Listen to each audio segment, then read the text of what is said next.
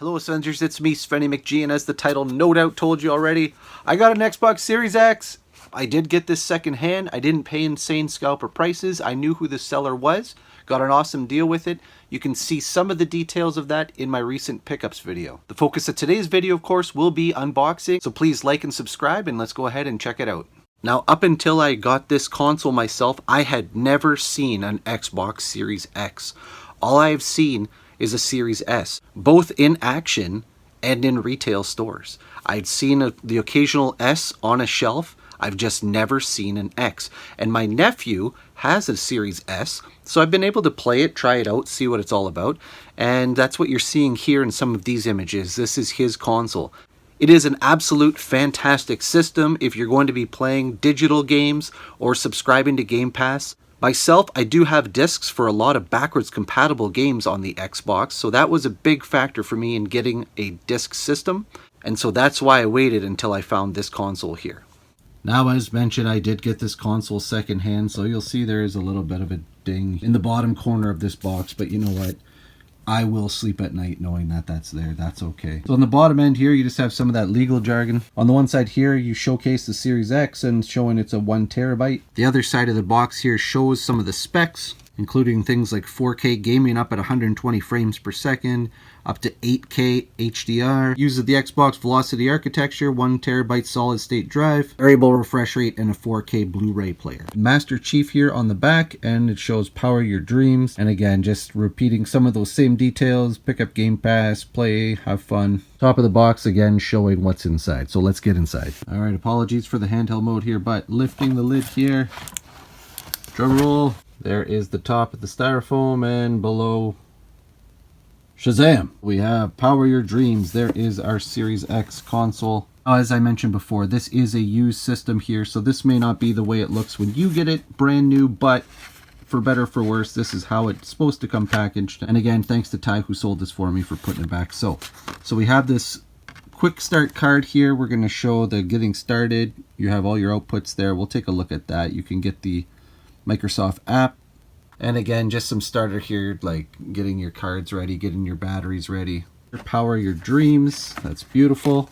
And here is the first look at the Series X. So of course we have all the way down here, this is the disk drive. Our looks to be a little eject button here. There's the Xbox logo, which is our power.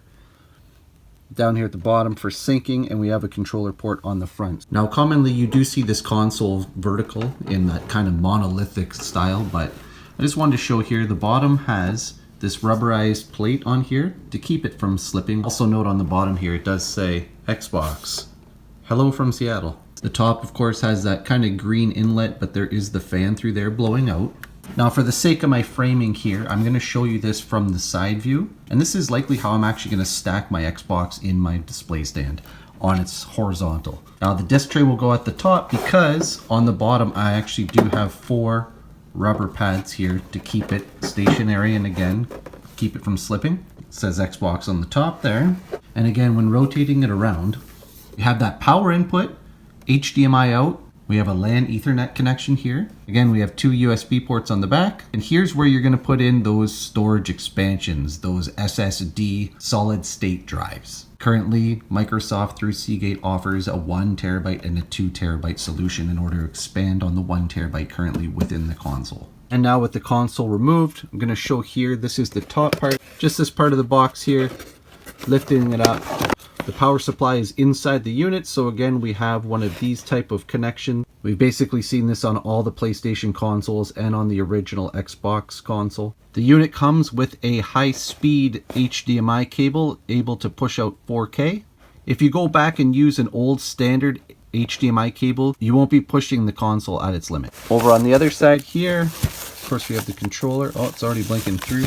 Notice when it goes through, it's not white, but it's actually black at the top. It's a cool, nice matte finish. So for the sake of comparison here, I just wanted to show this is an Xbox One. This is the Xbox Series X controllers. Notably, the major changes are the D-pads here, and in this case, we have this share button. And of course, on the original console, the Xbox One, we did not.